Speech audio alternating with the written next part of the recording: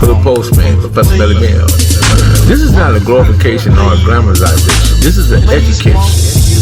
You can go anywhere in the world and get a couple of lives, but you come right here to get the truth. Be sure to click the notification bell, like, subscribe, and share. Drop a comment down below. So when the dope content hit, it'll feel like it's the first and the 15th. Lock the door.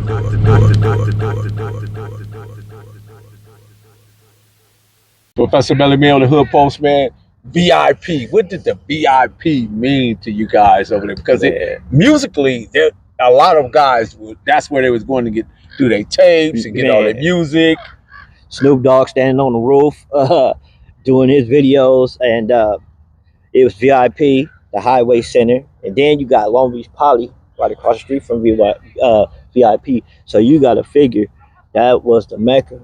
That's where everything was. Then you got P&G Fish Market right here. Then you got right in back of it, we had the little barbecue spot, wherever.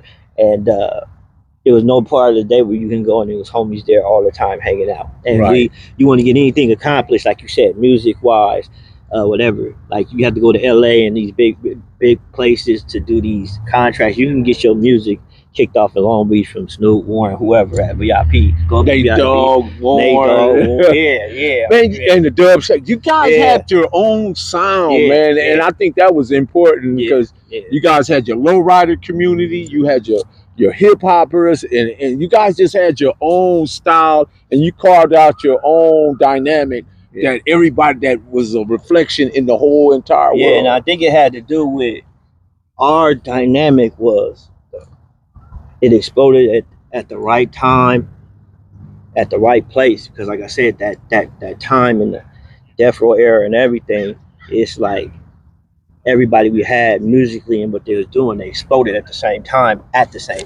And like with Warren, Snoop, when I went to Jordan, they used to have a group, Warren, Nate, and Snoop, and it was called 213. And they used to, be at the parties. And I remember we would go to parties and Snoop would be at the party for like an hour or two, and we'd just all be chilling, sitting, there people smoking, drinking, and he'd for an hour or two just hold up things, and he'll rap straight out, just go bars, just whatever you hold up, your phone, your shoes, or whatever, and just go. And I had the whole part. That was the whole party towards the end of the night, just him just going. And then you had Warren there, he'll start flowing, and then Nate'll be there singing with his hook. So that's another thing. That's how Long Beach blew up, because we all knew how talented those guys was. We grew up on their music and what they was doing from the start to the finish. The first time I laid eyes on Snoop was at the Quiet Cannon. Remember they used to have open mic down there? That was Willie used to be out there with a phone or tray, something laid out there. That was another added to the music scene, because it gave guys that was right there willing to, that bold enough and had the lyrics and had the talent, or the testicular fortitude to get up on that stand and come with it. And the crazy thing, not to cut you off, people didn't understand, is that I was a little younger, but I don't know if you remember, we had the Fresh Fest in Long Beach. And we had the Fresh Fest that when it was, I think it was like 12 or 13 people got killed. People was getting thrown off balconies. Up until 80 something or late 90s, you couldn't have any hip hop music in Long Beach at all. Wow. They had took Long Beach out of hip hop, because when you would do concerts or whatever, the violence was so deadly that you couldn't have it in Long Beach. And and I think I was in junior high school. I remember I couldn't get in, but we rode up there on our little beach cruisers. We was driving around, and that Fresh Fest was hectic, and it was everybody in LA, but the older homies, like they shut it down. It was no, after that, the mayor, and it was like, it's no more hip hop in Long Beach. I think that Cecil Palace, Coco Palms, Tobos, those different places kicked off a lot of that stuff, because you can't take it from Caesar Palace, because that's Cecil Fuller, right? And that's Shantae's. Is that her? I think that's Shantae's. Is it a father, a grandfather? I think it's her grandfather. I want to say her grandfather. Don't quote me on that. Okay. My sister Shantae and her is like, that's her best friend. Shantae spent. So what was like the Coco Palms? I mean, I know you're younger. Was it still around when you came of age? It was around, but people didn't understand with us is that I got a little brother that was, like you said, the Tobos and cannons and different things we had down there. 14, 15 years, they inside hanging out. So we was at everything. And if we couldn't get in, one thing about Long Beach is that we'd be outside. So we was at everything. What about Flanagan's on PCH? Flanagan's on PCH was kind of cool, but it was more like kickback pool and like I don't want to say an older, sexier crowd, but it was like something like that a little bit to me. Where did the westbounds or the West Coast come into play, or how did that? Because they had to go. Did they have to go to Poly with you guys? No, or a lot of West Coast. West Coast Tragnell. They went to someone went to Poly, and then a little later, they got Cabrillo. Mm-hmm. But that one of our homeboys that my older sister grew up named Jerome Richardson, he got killed in the Poly parking lot. And when that happened, it changed. Like that was another dynamic in Long Beach that like really changed things to the point where, man, once you get over that bridge, that West Side Bridge, things get deadly for you. Right. So we stay separate, and like Springdale, that's another place that you ain't from the West. I wouldn't be in Springdale, hanging out in Springdale too much. Mm-hmm. But again, even like you said earlier, I got homeboys in Springdale, Chris Shipman, a few other guys that I played football with.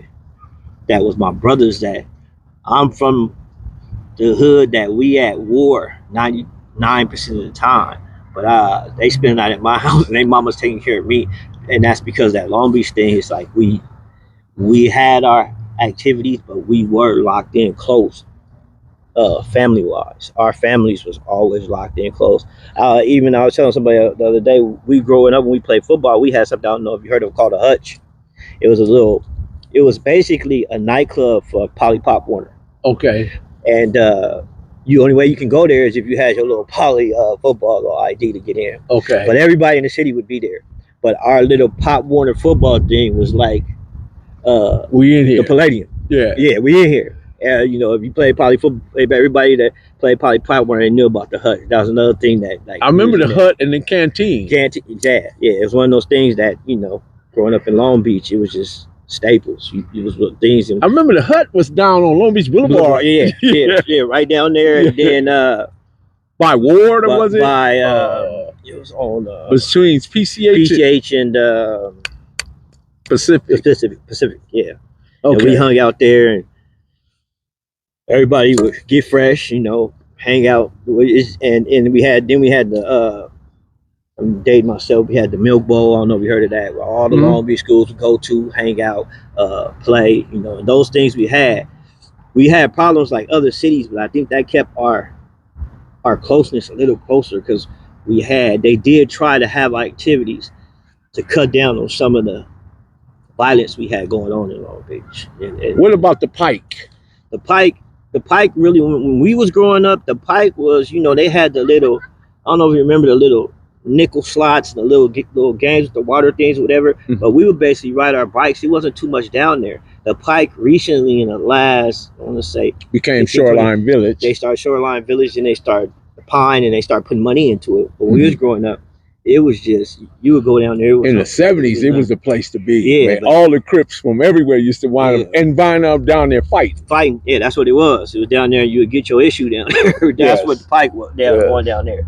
But again, like I said, we was at that age where we would jump on the bikes and get in the city, and like we would stay in trouble because we would come home at 4 or 5 o'clock and grab our beach cruisers, and our mom be killing us when you coming home at 1 or 2 in the morning. I think our problem, man, because all the Compton guys loved them some Long Beach women, man. They used to come over here looking for Long Beach women, man. Yeah. Because y'all had some nice parties over here. I think too, vice versa, Compton, Long Beach. I think it's just seeing what you don't see, because we had some Compton spots we would go to, and we thought it was popping. So it was like, I was even, when I was growing up, like you asked me about that age, I think I was in the 4th, 5th grade, and Big Kool-Aid, Michael D, he had went up to the skate land and had a fight. I think he got stabbed and shot, but the next day he was out with his bandages on, and he had his guns out and everything, and we thought, to us, that was Superman. And he was, when we saw that, we was like, hey, we thought Long Beach dudes was God, so we saw that. Right. Skate land, different places in Compton after we saw we wanted to get out there and see what that was about. So I think in LA period, we just got so many places where if we could just find a way to cut the BS, man, this is the place to be. Even every place I played college ball, Long Beach, Compton, Watts, Crenshaw, these are places that we would come down and visit, that we'll have white boys on our football team that wanted us to take them to. They wanted to go to these places and hang out. And I'm like, bro, I don't know if you at your own risk. Yeah, they had seen so much and heard so much, and it was popping so much. They was like, hey, bro, yeah, now I want to go there. Musically, I think that dynamic between Compton and Long Beach was a great. It just was a great union. Yeah. Dre and Warren linked it, and then Snoop, of course, joined, and then everybody else became part of it. I think it was just something that had to happen. Long Beach together. Now you know you're in trouble. Yeah, Compton and Long Beach. You know, I think that was so. Dre's beats and everything that he did, and what he had going on in Compton, and he brought it to Long Beach, and then you had Snoop, Silky Smooth Delivery, and Warren, and all these other people. It's just like you said, it meshed perfectly. And it brought his rhythm, man. It brought 2 and 3 into the 4. You know, it was just something that couldn't be duplicated. And I tell people all the time, what really just made it was over is when Death Row signed Pac. I was like, bro, that was even a whole different. Against the party. Yeah, it was a whole different lifestyle in Compton and Long Beach when that happened. So let's talk about that for a moment. Do you think Death Row, the impact of Death Row, or the inroad of Death Row, kind of ruined it for everybody? Or because let's give credit where credit's due. Suge put together some amazing talent and some bunch of. I think that the direction that it finally went in was all wrong. Yeah. I think too that when you come to, your Long Beach, your Compton, just South Los Angeles, that beast of gangbanging and what it is, it has a lifestyle of its own, and I think should intertwine that with music too. It was a deadly mix. It was one of those things that when it mixed perfectly, but also when it mixed, it was like mixing dynamite and gasoline together, and it was perfect. Right. And what it did to the music scene and the people, it really had no other route because of the kind of people he was dealing with too, the attitudes, like you said, the Snoops, the Shugs, the Trey D, like Trey D being the general, like you dealing with dudes, like even when they had the dog pound, you dealing with Trey D. Yeah, you dealing with dudes from neighborhoods where, I'm not saying nobody is bigger than others, but one thing about the Death Row and that Trey sound, whatever, even with Eazy-E, you dealing with dudes from different neighborhoods that's beast in these neighborhoods. They're not just little dudes. They're not regular dudes. Yeah, nah, you dealing with King Kong animals. Right. That you think people look at it as you're just in the rapping. animal kingdom. Yeah, so, you think it's just rapping, but it's not rap what you're dealing with. You dealing with different. Let's be honest that the street guys provided the backdrop for rap to get to where it is, and now rap is kind of like providing the backdrop to where gang members are. And the thing is too, like we talked about a little bit earlier, is that I think rap now is starting to be one of those things where it's glamorizing something that has changed.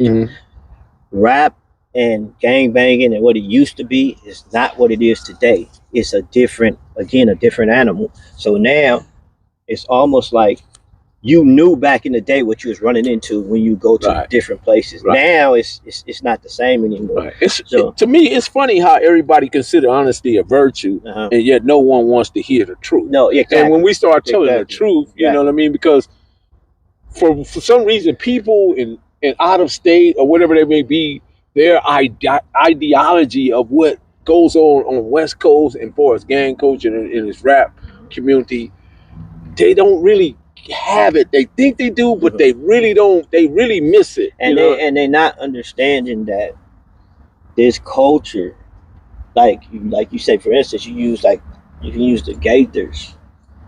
This is generations where great grandfathers have been in this gang thing.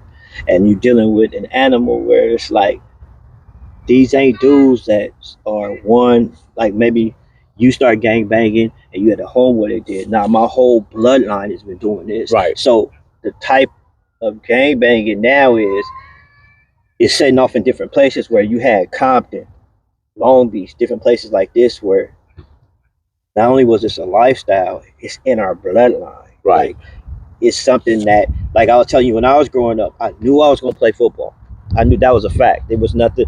I grew up when we used to put on our helmets and play what they call heads up, 7 up, throw the ball, tackle each other. We started that when we was in 5 or 6 years old.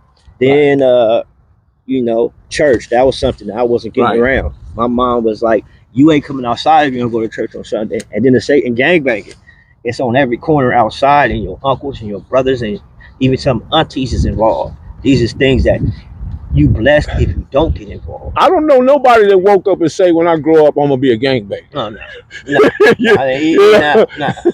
And like we talked earlier, growing up, I grew up, and it took me to get educated to understand why their gangs are the way they are, why they behave, like why they're set up the way they are.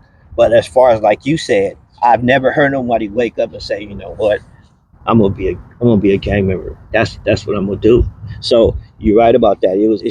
It's one of those things too. And then the sad thing about it is, by the time our kids and our people get educated, they're in a level 4 yard, or they ain't here no more. They're in a position where it's hard to disconnect in. You know what I mean? So it's crazy. It's one of those things where you would, like you said, you would never want to be it.